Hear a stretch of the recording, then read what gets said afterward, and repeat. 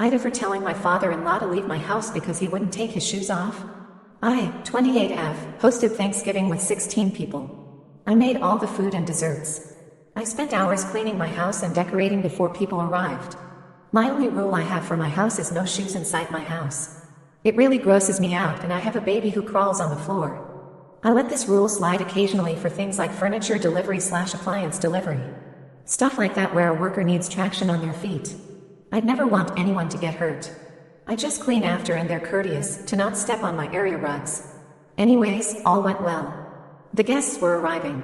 I told everyone beforehand my policy. Most are familiar with it as they are family and have come to my house before. The problem arose when my father-in-law came. He walked straight into my kitchen with his muddy shoes on. I gasped as he's been to my house before. I told him nicely, "Oh haha, you are so excited to eat that you forgot to take off your shoes." He said, "I am not taking off my shoes. I am here for a gathering. You don't get to tell me to take them off." My anxiety started kicking in.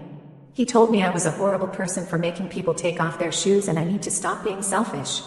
I proceeded to tell him he had to leave if he wasn't going to follow my rules and talk like that to me. My husband followed my lead. Well, he left. Before he left, he proceeded to walk all over my carpets. I sent him a really mean text saying that he was just acting childish. He made the day horrible. I told him off. Am I the asshole for asking him to remove shoes? Should I have let it be? I really did try to do my best to make guests feel okay about my rule. I let them know in advance. I bought new socks, slippers, and had booties by the front door for those who needed it. I don't know why he just didn't put the booties on them. Am I in the wrong? Should I have just let it slide? If you're hosting, should you just expect people to wear shoes? No one else had an issue with this. I'm heartbroken and feel like I did something wrong. Am I an asshole? Ada for telling my wife she is neglecting our older kids? Throwaway account. I am 40 and married to Kate, F, 38, for 8 years. I work in construction, and she is a kindergarten teacher. We have 4 kids, an 8-year-old boy, a 6-year-old boy, a 2-year-old boy, and a 6-month-old girl. Kate has always wanted a girl. After our second child, we had a talk, and I expressed that our family is perfect with our 2 wonderful boys. She cried and suggested trying one last time as she has always desired a big family. After our 3rd child was born, I scheduled a vasectomy, but due to lockdowns and backlogs, my appointment got postponed. Although I used condoms, it seems one broke, leading to Kate getting pregnant again. She finally got the daughter she always wanted. From the moment she announced it, she began using phrases like "finally, a girl," or "I can finally enjoy having the baby I wanted." I assumed she was overly excited. Honestly, to me, what's the difference? They are all our kids.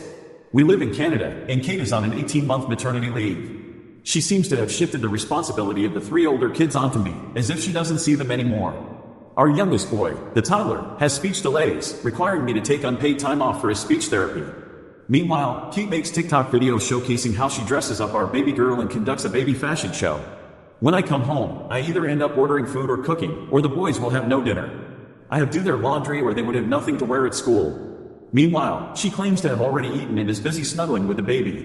The other day, I had to attend a parent-teacher afternoon because I later found out she took the baby for a commercial audition. I told her last night that I'm so tired I almost fell asleep driving to work. I expressed that I'm glad she is enjoying the baby, but we have 3 other kids to take care of too. She got angry and said she is not on leave to recover, it's not a vacation, and I'm being an asshole. Please tell me, am I? Confession, before we started dating, I stalked my girlfriend for years. Me and my girlfriend, let's call her O, have been dating for the past year. She is beyond wonderful. Beautiful, kind, extremely caring, and a bit scary, especially when I neglect my own health. The sex is good and her family had taken a liking to me. But deep down, no matter how much I try to kill it, I can't seem to wipe out the feelings of guilt. My conscience keeps me up at night sometimes, telling me that I need to confess, that I don't deserve her. I don't want to feel guilt, and I don't want to regret anything. I hate these feelings because it's all worth it. She doesn't know at all that I was the one who stalked her for years before we got together. It all started back in our 2nd year of high school. She tutored me when I was having trouble in physics, and from that moment I was infatuated. I didn't work up the guts to confess to her at that time, probably because she was quite popular and I found her friends quite intimidating. They weren't bullies or anything. Her friends were actually quite nice. I didn't know that at the time, so I turned to stalking. Everywhere when I would follow her, I would track her social media as well as her friends so that I would know about all the locations she'd go to. Then I would just take pictures from a safe distance, making sure she didn't see me. I still have the box where I kept all the pictures I took of her, as well as some maps and notes about her behavior, her likes, dislikes, and everything else I got from her. Eventually, the stalking escalated. I would then begin to steal her pens, write letters to her, and leave them at the side of her house. I'd steal her socks, shorts, handkerchiefs, and a shoe or two. I still wonder how the hell I got away with all of these. She eventually did suspect that somebody was stalking her, but thankfully she didn't know it was me. I learned how to cook for this girl. I started working out. Hell, I even learned Bengali so that her mom would like me. It got to a point where I tried breaking into her house to take pictures of the interior, but they had a dog, so I just bailed. Then a while ago, she and her family went on a vacation to her mom's home country, India. And, this may seem far-fetched, but I sort of tagged along. Wasn't that difficult to find where she was, due to social media. I have absolutely no intention of harming her in any way. I swear to God himself that I cannot live without O in my life. Then a year ago, I finally worked up the guts to confess. O and I actually had a lot in common and eventually started dating shortly after. It was like a dream come true. But these feelings stirring inside me won't stop. I am planning on marrying O, and I don't want to ruin it anytime soon. Weaponized incompetency from husband I, 33F, and at my wit's end with my husband, 35M. The level of weaponsed incompetence throughout everyday life is astounding. He offered to get groceries before going to work, but like always insists I must make a list or he will not know what to get. I made a list of basic everyday groceries, and the first thing he does after coming home with the groceries is be angry with me that I didn't go with him and that he got everything he could find. Dear reader, the things on the list were things like spinach and tomatoes. He also does not help around the house, using the typical excuse that he doesn't know how to do it, or that I am nagging him because he's tired from work. We both work full-time, but I find myself having no free time because I can't stand how messy and dirty things get, whereas he is only willing to clean the only pan he uses for breakfast and only do his own laundry if he needs something. There's also no romance, as he doesn't take the initiative to do anything for me. About a year ago I said I was frustrated that he doesn't ever plan a date night for us, and he said that he will as long as I don't nag him. You can imagine that nothing has happened since, and he shows no signs of having even remembering that conversation. It's been getting worse the longer we've been married, and I am starting to think about leaving for good. I'm not sure what he adds to my life at this point, but I can list all the ways he takes away from it. I'm concerned I'm never going to afford a home. I'm 34 and I've been saving up for 12 years toward a house, as that's always been my goal. I can't find any decent homes in my area for less than about $270,300 anymore, and I only make about $56,000 a year including taxes, so I can't afford it.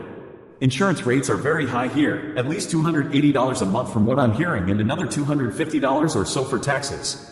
I've run the numbers, and on my base take-home salary, I need to spend a maximum for $1,150 a month on all housing expenses to be within 33% of my take-home. Which is pretty much impossible unless I drain nearly everything I have saved on the down payment and closing costs. Which I'm not going to do, since I need to find my IRA, have an emergency fund, etc. I'm just concerned prices are never going to come down since nobody will have to sell. And if enough people had to sell to bring down prices, well, we'd be in a recession. Skip be out of a job anyway. I only have one income since I'm single as well, and I'm not about to get into relationships as a way to get by financially. Part of me just wants to save up until I have $300,000, then drop $200,000 of it on the down payment and closing costs, and possibly just build a home if the inventory still stinks. But I also fear prices will keep going up to offset more savings, which is what they've always done so far that I've been dope this. So it'll just be the same treadmill getting nowhere. I also don't want to try moving to another state and starting over, as I also have elderly family here with health problems, so being hours away just doesn't work. I'm just worried I'll be stuck with an apartment forever, which I've never wanted. I own a yard, a garage, room for hobbies, something I can make my own and modify/replace stuff with what I want, etc. Why are hairdressers unable to follow instructions? Just went to get a haircut and my normal guy was out sick, so I went to some other lady that was there. I'm a guy and have longerish curly hair, which I've always considered my best feature, usually the first thing that girls will say too. I get my hair cut every 3 to 4 weeks and just wanted like half an inch off all around and maybe an inch off the back, because usually I would get less, but now it was looking more like a mullet than I wanted it to. I even showed her reference photos of what I wanted, literally a picture of my own hair maybe 3 weeks earlier. First thing this girl does is take clippers and cut off all of my curls at the back, maybe 2 to 2.5 inches, and literally says, "Good, you don't have any of those curls now," at the back, genuinely in a tone that gave off that she thought that was good / what I wanted. Then continued to further cut down my hair on the back of my head. I even said, "Make sure to leave it a bit longer please," and she confirmed like, "Yep, I will." She then took like another inch off the sides and fucking shaved it too.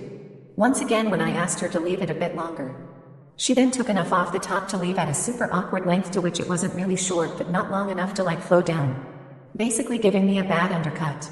She literally did about the opposite of everything I said and gave me an undercut which looked nothing like the photo that I showed, which she asked to see multiple times throughout the cut. She genuinely just did whatever she wanted, maybe what she though looked best, and now it's going to take maybe 3 to 4 months to get even close to the length/haircut that I had.